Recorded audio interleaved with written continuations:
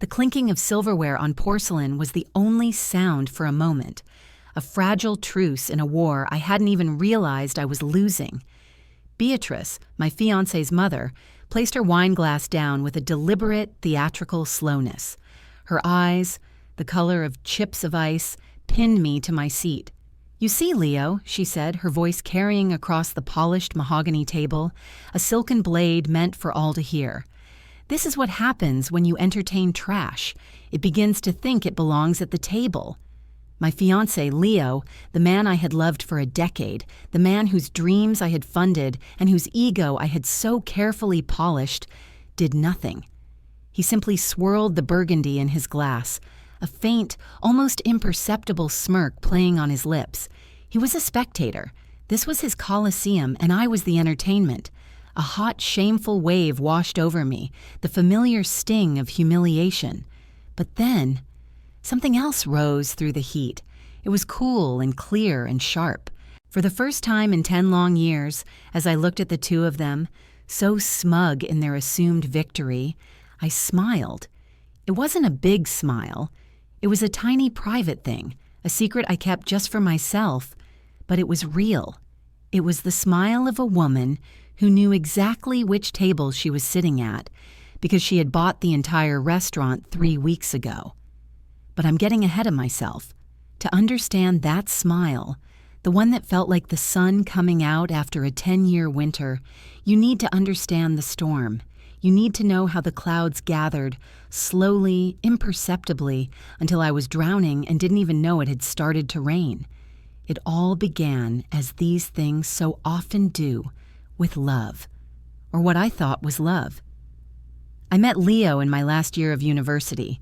I was quiet, studious, still reeling from the loss of my parents in a car accident 2 years prior. They had left me a comfortable inheritance, enough to live on without worry, but I was adrift. The money was just paper. What I craved was family, a sense of belonging that had been violently ripped away from me. Leo was everything I was not. He was magnetic, confident, with a booming laugh that filled every room, and a vision for his future so bright it was blinding. He was a business student, always talking about startups and venture capital and disrupting industries. He painted a world for me where we were a team, a power couple, and I, with my quiet stability and financial backing, would be the bedrock upon which he would build our empire. I fell for it completely. I was not just his girlfriend. I was his first and most ardent investor. The inheritance my parents had worked their whole lives for, I poured it into his first venture, a tech company with a flashy name and a vague business plan. "It's our future, darling," he'd say, kissing my forehead. "You and me against the world." For a while, it felt like that. I helped him with the books, managed the office, made sure the bills were paid while he was out networking, being the brilliant face of the company.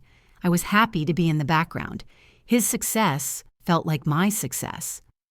Then came Beatrice. The first time I met her was at their sprawling country home, a place of polished silver and suffocating silence. She appraised me from the moment I walked in, her gaze lingering on my sensible shoes, my simple dress. I felt like a specimen under a microscope. "So you're the little orphan Leo has taken under his wing," she said, her smile never reaching her eyes. The words were a slap, but Leo just laughed it off. "Mother, be nice," he'd chuckled, squeezing my hand. "She's the brains of the operation." But Beatrice just sniffed, turning to adjust a porcelain figurine on the mantelpiece. "Brains are commendable," she murmured, her back to me, "but breeding is what endures." That set the tone for the next decade. To Beatrice, I was a temporary inconvenience, a stepping stone with a healthy bank account.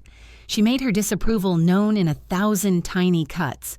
She'd critique my cooking. "A bit rustic, dear." She'd question my taste in art. "Are you sure that's an original?" She'd offer backhanded compliments that were pure poison. "It's so brave of you to wear that color." And through it all, Leo played the part of the hapless peacemaker. "That's just how she is," he would say in the car on the way home, while I fought back tears. "She's from a different generation. She means well. Does she? I'd wonder silently. Does she really? But I swallowed my doubts. I told myself this was the price of admission. This was what it took to have a family again. I endured the holidays where I was treated like hired help, the family dinners where the conversation would pause pointedly whenever I tried to speak. I endured because I loved Leo, and I believed in the future he had sold me. The first company eventually folded, as most startups do. Leo was devastated, but I was there to pick up the pieces. It's okay, I told him, holding him as he raged about incompetent employees in a fickle market. We'll use the rest of the money. We'll start again. And we did. He had a new idea, this time in property development. It was safer, he said, more prestigious. The last of my parents' legacy went into founding Vanguard Properties. This time, things were different. The company took off. Leo was brilliant at schmoozing investors and finding undervalued land. We were successful. We moved into a sleek, minimalist apartment that felt cold and impersonal. Our lives became a whirlwind of gallery openings, charity galas, and dinner parties with people whose names I could never remember. But the more successful we became, the more I disappeared. I was no longer the brains of the operation. I was the quiet, unassuming fiancé on Leo's arm. My role was to smile, to nod, to be elegantly silent. Leo started making decisions without me. Large financial commitments, new hires, strategic shifts. When I tried to ask questions, to be the partner I thought I was, he would grow irritated. "Darling, don't worry your pretty little head about it," he'd say, patting my hand condescendingly. "I've got this handled. You just focus on planning the wedding." The wedding. It was the carrot he'd been dangling for years. It was always just around the corner, always postponed for one reason or another. A big deal was closing. The market was too volatile. Beatrice wasn't well. I see now that it was never a promise. It was a leash, a way to keep me compliant, to keep me hoping. The true inciting incident wasn't just that one dinner. It was a slow, creeping erosion of my soul.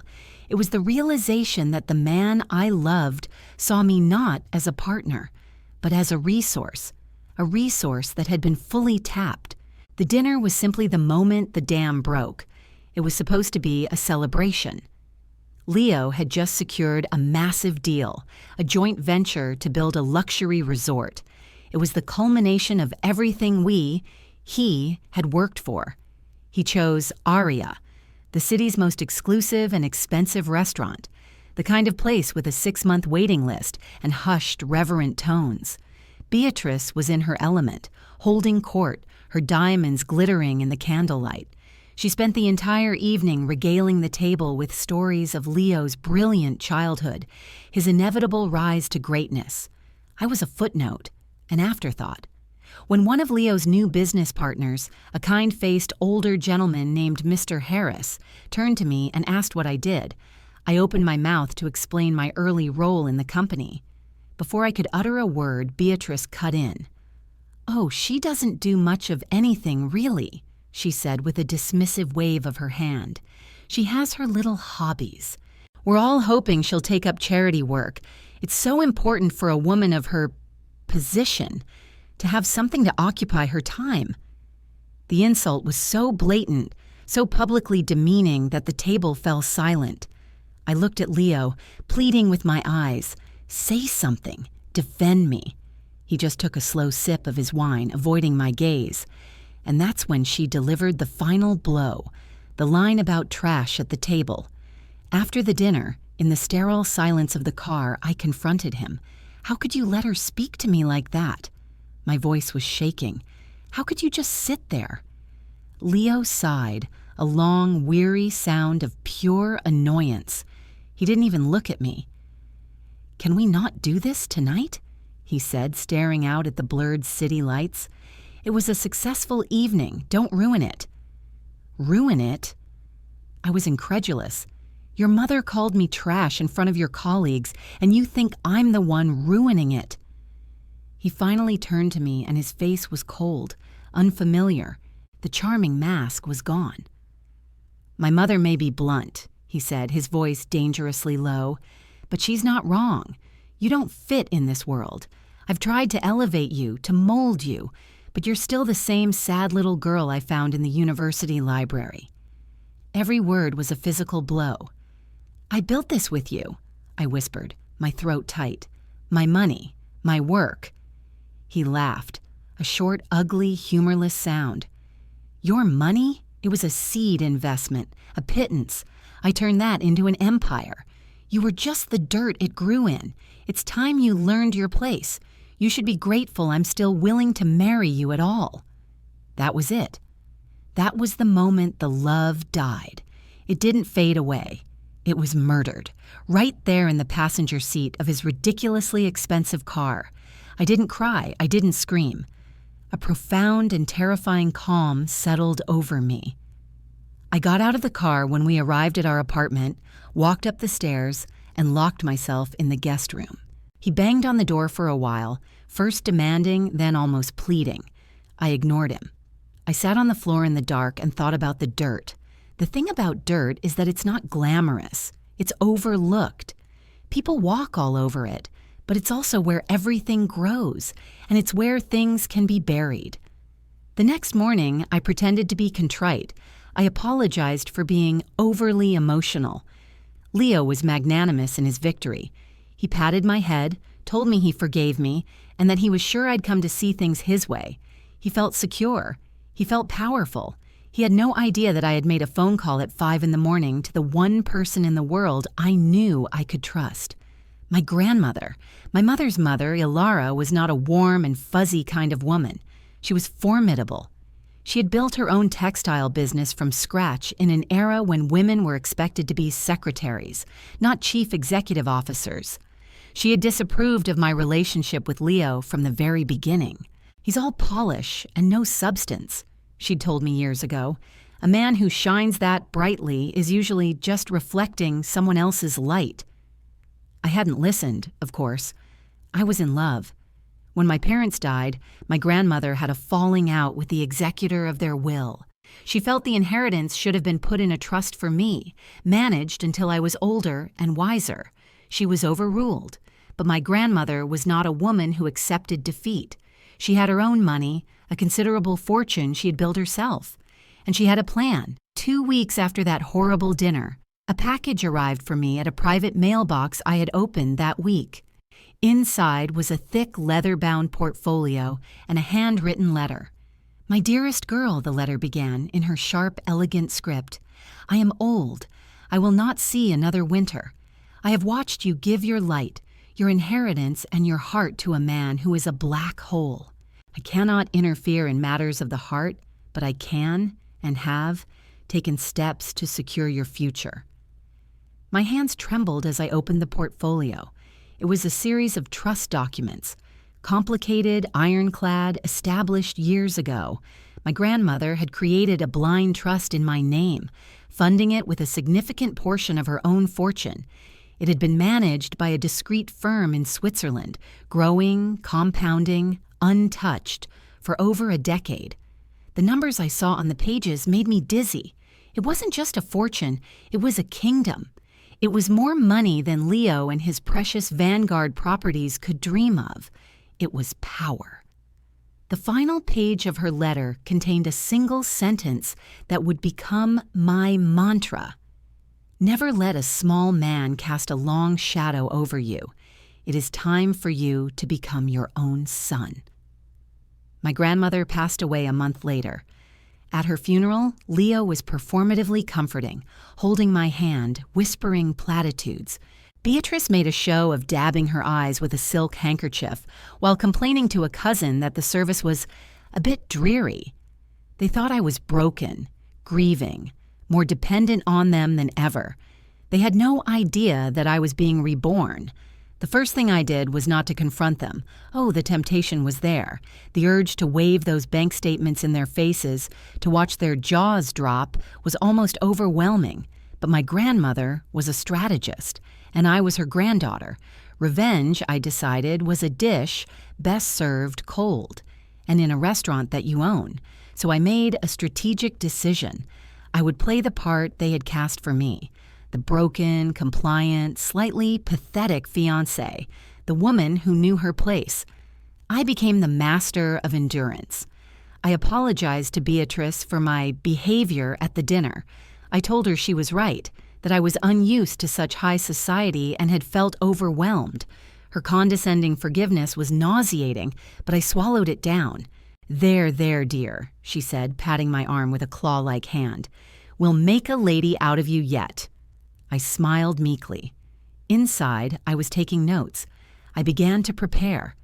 My days were spent playing the dutiful fiancé, helping Beatrice plan a ludicrously extravagant charity ball, nodding along to Leo's monologues about his business genius. My nights were mine. With the help of the Swiss firm that managed my trust, I hired the best. A forensic accountant named Mr. Sterling, a quiet man with eyes that miss nothing.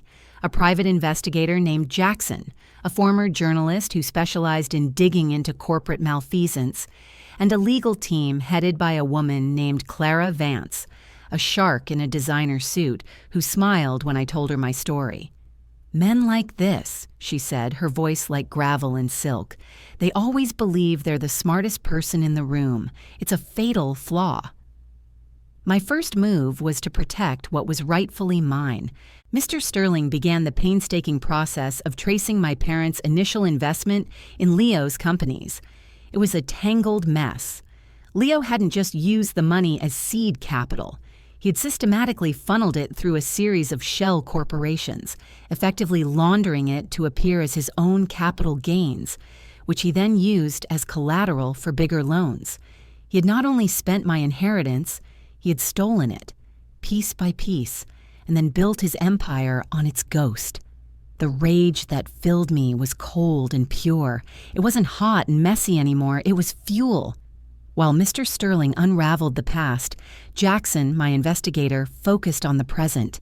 He looked into the new resort deal, the one Leo was so proud of. It turned out the land they were building on had a few issues. Environmental protection statuses that had been conveniently ignored, zoning permits that had been approved with suspicious speed after a large anonymous donation was made to a local politician's campaign fund. Leo wasn't just arrogant, he was sloppy. He was so sure of his own invincibility that he left a trail of breadcrumbs a child could follow, and I was gathering every single one. I became a spy in my own home. Late at night, when Leo was asleep, I would go into his home office. I photographed documents with my phone. I downloaded files from his laptop onto a tiny encrypted drive. Every condescending email, every fraudulent invoice, every self-aggrandizing memo. I collected it all. Each piece of evidence was a stone, and I was building a wall, brick by meticulous brick. The act of endurance was the hardest part.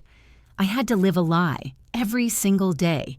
I had to smile when Beatrice made a cruel joke at my expense. I had to nod and look impressed when Leo bragged about a business tactic I knew to be illegal. I had to play the part of the fool, all while knowing I held all the cards. The arrogance of my antagonists was my greatest weapon. They escalated their cruelty, confident in my submission. Leo began openly flirting with other women in front of me, particularly the daughter of a potential investor, a vapid socialite named Tiffany. He'd introduce me as his long-suffering fiancée, as if my loyalty were a character flaw. Beatrice took to mentoring me. This involved public critiques of my wardrobe, my manners, my conversation. She was trying to break me down, to remake me in an image she found acceptable. "No, dear," she'd say at a gallery opening, loudly enough for everyone to hear. "The fork on the outside is for the salad. Did your mother teach you nothing?" I would flush with fake embarrassment. "I'm so sorry, Beatrice. I'll try to remember." I would feel the pitying or scornful glances of those around us. I let them think I was weak. I let them think they were winning. What they didn't know was that with every humiliation, my resolve hardened. Every insult was another charge on their indictment. My team and I worked in secret for 6 months. We built a case that was not just strong, it was a fortress. We had bank records, sworn affidavits from disgruntled former employees, photographs, and a paper trail a mile long. Clara, my lawyer, was delighted. "This isn't just a civil case for fraud," she said, tapping a thick binder. "This is criminal. Tax evasion, bribery, embezzlement. He's going to need more than a good lawyer. He's going to need a magician." The final piece of my plan was the most audacious. I learned through Jackson that the restaurant, Aria, the site of my deepest humiliation, was quietly for sale. The owner was retiring and wanted a discreet buyer. Using a holding company established by my Swiss firm, I bought it. Cash. No one knew. The staff, the management, they were all kept on. To the outside world, nothing had changed. Then I set the stage. I knew that Leo and Beatrice were planning a grand dinner to celebrate the finalization of the resort funding. It was to be their ultimate triumph. All their investors, their society friends, the people whose opinions they valued above all else, would be there. I made a suggestion to Leo in my most docile, eager-to-please voice. "Why don't you host it at Aria?" I said. "It would be so symbolic. A return to the place where it all began." He loved it. The poetry of it appealed to his massive ego. He would bring me back to the scene of my greatest shame and parade his success in front of me. It was perfect. He booked the entire main dining room. He had no idea he was asking for my permission to do so. The night of the dinner arrived. I chose my dress with care. It was a simple, elegant sheath of deep crimson. Not flashy, not attention-seeking. It was the color of blood. It was the color of power. When I walked into the room, Leo barely glanced at me.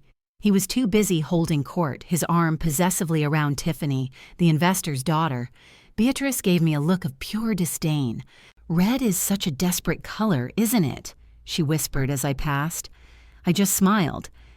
I took my seat at the far end of the table, the seat reserved for the unimportant. My guests arrived shortly after. Clara, my lawyer, looking every inch the corporate power player. Mr. Sterling, my accountant, looking like a harmless university professor. And Mr. Harris, the kind-faced gentleman from the first dinner, who, it turned out, was the lead investor in the resort project and a man who despised fraud. Jackson had discovered he was a silent partner in several of Leo's deals, and we had approached him weeks earlier. He was appalled by our findings.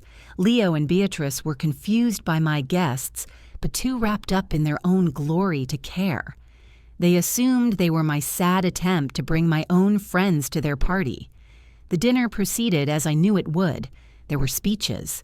Leo gave a long, rambling toast to himself, his vision, his brilliance. He thanked his mother for her unwavering belief in him. He did not mention me. Then came the moment. The conversation had turned to the future, to the new social circles the resort would open up. Beatrice looked down the table at me, a cruel, triumphant gleam in her eye, and she said it. "You see, Leo, this is what happens when you entertain trash. It begins to think it belongs at the table." The silence fell. The stage was set. The curtain was about to rise. And I smiled. I let the silence hang in the air for a moment longer, savoring it. Then I picked up my water glass and gently tapped it with my knife. The clear, ringing sound cut through the tension. All eyes turned to me. Leo looked annoyed. Beatrice looked furious. "I'd like to propose a toast," I said, my voice calm and even. I stood up, my crimson dress a splash of defiance in the muted, elegant room. "A toast to tables," I began, looking directly at Beatrice. "And to who has the right to sit at them?" "You're right, Beatrice. It's an important question." I let my gaze travel around the room, meeting the eyes of every investor, every society friend. For 10 years, I sat at this family's table. I was told my place was in the background, to be quiet, to be supportive, to be the dirt, as Leo so eloquently put it, from which his great empire could grow. Leo's face was beginning to darken. "What is the meaning of this? Sit down. You're making a scene." I ignored him. And I was happy to do it for a time, because I believed in the man I was with. I believed we were a team. I even funded his first 2 companies with the entirety of the inheritance my parents left me. A murmur went through the room. This was not common knowledge. Leo had always implied he was self-made. But it turns out my money wasn't just a seed investment, I continued, my voice gaining strength. It was stolen, embezzled, funneled through shell corporations to fraudulently secure the very loans that built Vanguard Properties. I nodded to Mr. Sterling. My accountant, Mr. Sterling, has prepared a small summary for you all. I believe you'll find it fascinating reading. At that cue, waiters, my waiters, who had been standing by, began placing slim black portfolios in front of each of the investors at the table, including Mr. Harris and Tiffany's father. Leo shot to his feet. "This is slander! It's absurd!" His face was turning a blotchy red. Beatrice was white as a ghost. "Is it?" I asked calmly. "The evidence is all there. Bank transfers, incorporation documents, sworn affidavits. It's all been turned over to the district attorney's office, by the way. And the IRS, they are particularly interested in the last 5 years of your tax returns." The room was utterly silent now, except for the sound of pages turning as the investors opened their portfolios. "And then there's the resort deal," I went on, my gaze locking onto Mr. Harris. "A brilliant project, except for the bribery used to secure the zoning permits and the complete disregard for the protected wetlands you're planning to pave over. My investigator, Jackson, was very thorough." More pages were placed before the investors, environmental reports, copies of cashier's checks. Leo was sputtering, speechless. He looked around the room, seeking an ally, but all he found were the cold, furious eyes of the men he had duped. Tiffany's father stood up, threw his napkin on the table, and looked at Leo with utter contempt. "The deal is off, you fraud," he snarled, before turning and storming out of the room, his daughter scurrying after him. One by one, the other investors followed suit, leaving their portfolios on the table like tombstones. Soon it was just Leo, a trembling Beatrice, and me along with my team. "How?" Leo whispered, his voice hoarse. "How could you do this?" "You taught me," I said simply. "You taught me that business is war. You just forgot to check which side your enemy was on." Beatrice finally found her voice. It was a shrill, panicked shriek. "You ungrateful little witch! After everything we did for you, we gave you a life you could only dream of." "The life you gave me was a cage, Beatrice," I said, my voice dropping, becoming cold. "And the dreams were all yours. There's just one last piece of business." I turned to the maître d', who had been watching the proceedings with a professional, placid expression. "Jean-Pierre," I said, "would you please present Leo with the bill for tonight's event? And please add a 20% surcharge for disruptive guests." Jean-Pierre bowed slightly. "Of course, madame." Leo's eyes widened in confusion. Then a horrifying dawn of understanding broke across his face. "Madame," he choked out. I gave him the same small, secret smile from the beginning of my story. "Oh, didn't I mention it?" I said, a light conversational tone to my voice. "I bought Aria 3 weeks ago. You see, Beatrice, you were right about one thing. It is important to know who belongs at the table." I paused, letting the finality of it land. "This is my table now, and you are no longer welcome." I nodded to my lawyer, Clara. She stepped forward and placed a restraining order on the table in front of both Leo and Beatrice.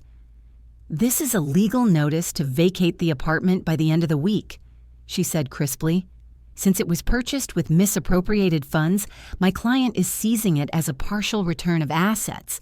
I'd advise you not to make a scene. The police are waiting outside." The unraveling was swift and brutal.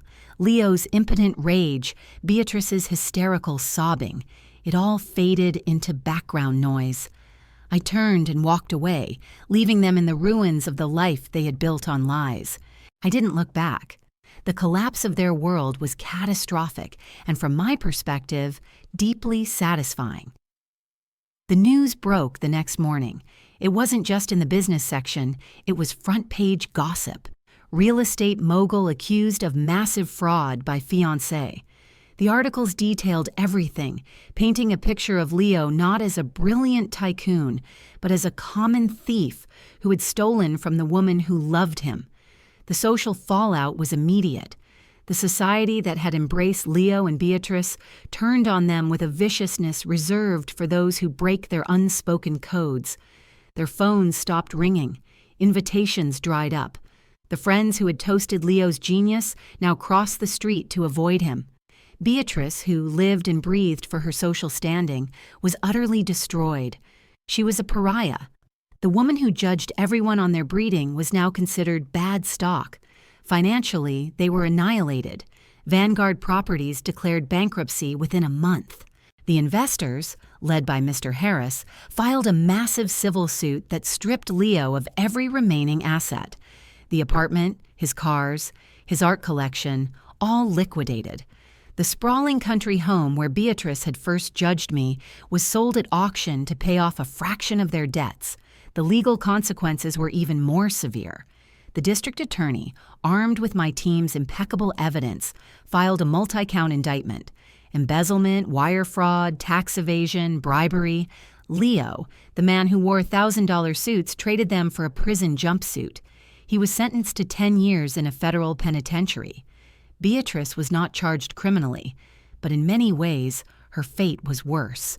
She lost everything: her son, her home, her money, and the one thing she truly worshipped, her status. The last I heard, she was living in a small, rented condo in a less-than-fashionable suburb, a bitter, lonely woman haunted by the ghosts of her own arrogance. About a month after the sentencing, I received a phone call from a number I didn't recognize. Curiosity got the better of me, and I answered. It was Leo, calling from prison. His voice was completely different. The arrogance was gone, replaced by a whining, pathetic desperation.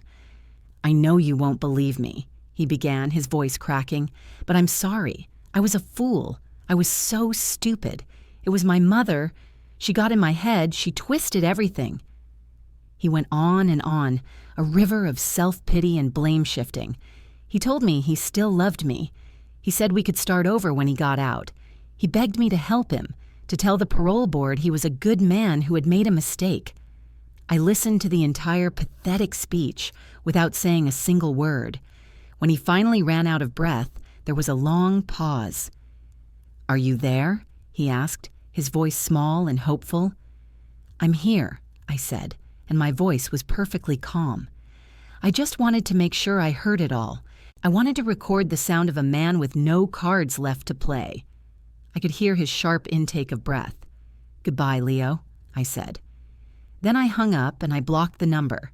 That was the final door closing, the final ghost laid to rest. Which brings me back to now. I'm sitting in a different restaurant tonight. It's called Ilara's, named after my grandmother.